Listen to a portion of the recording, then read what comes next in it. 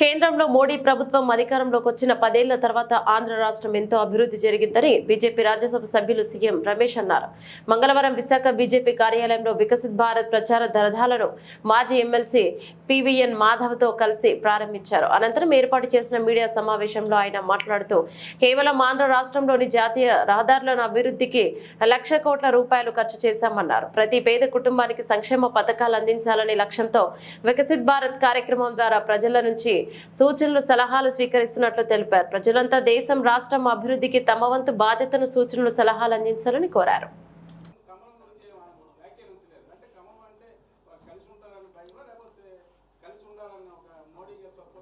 ఆయన ఇబ్బందులు పాలవుతాం.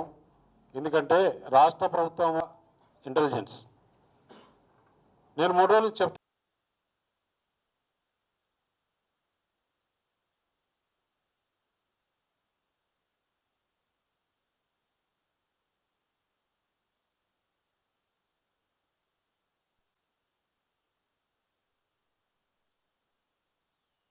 ఈరోజు వికసిత్ భారత్ కార్యక్రమానికి నేను విశాఖపట్నం రావడం జరిగింది.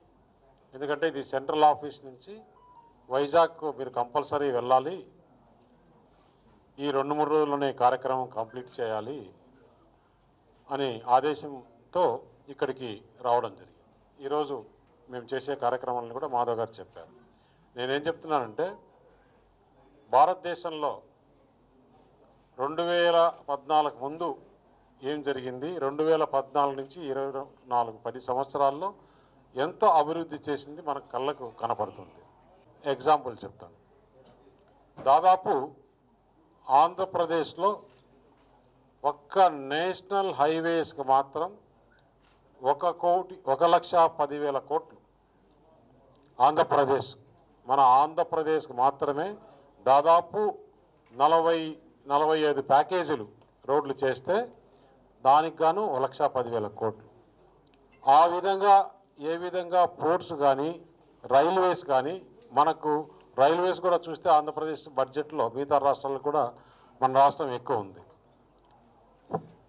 మొన్న కడపలో నేను ప్రోగ్రాంకి అటెండ్ అయినాను. నిన్నటి రోజున విజయవాడలో నేషనల్ హైవేస్ దేశమంతా ఓపెన్ చేసింది 1,20,000 కోట్లు ఉంటే మన ఆంధ్రప్రదేశ్కి మాత్రమే 30,000 కోట్లు నిన్న చేయడం జరిగింది. ఎయిర్పోర్ట్లు కూడా కడపలో ఇంతకుముందే ఎక్స్పాన్షన్ చేయడము, రన్వే, నైట్ ల్యాండింగు, ఇప్పుడు టర్మినల్ బిల్డింగ్ కూడా కొత్తది. 2014 ముందు భారతదేశం అంతా కలిపితే 72 ఎయిర్పోర్ట్లు ఉంటే ఇప్పుడు 145 ఎయిర్పోర్ట్స్, ఇంకొక 100 ఎయిర్పోర్ట్లకు ప్లానింగ్ దీంట్లో ఉంది. 145 ఎయిర్పోర్ట్స్ కన్స్ట్రక్షన్ అయిపోయినాయి. అంటే మిగతా ఏదైతే ఉందో ఇన్ని సంవత్సరాలుగా ఇప్పుడు దాదాపు 100% ఎయిర్పోర్ట్స్ పెరగడం జరిగింది. దాంతోపాటు ప్యాసింజర్లకు కావాల్సిన సౌకర్యాలు కానీ, అగ్రికల్చర్లో ఏ విధంగా డెవలప్మెంట్ చేసింది, ఇన్ఫ్రాస్ట్రక్చర్లో ఏ విధంగా డెవలప్మెంట్ చేసింది, ఇవన్నీ కూడా ప్రజలకు చెప్తూ కొత్త కార్యక్రమం ఏమిటంటే మనం ఇన్ని రోజులు డెవలప్మెంట్ చేసింది చెప్పాం.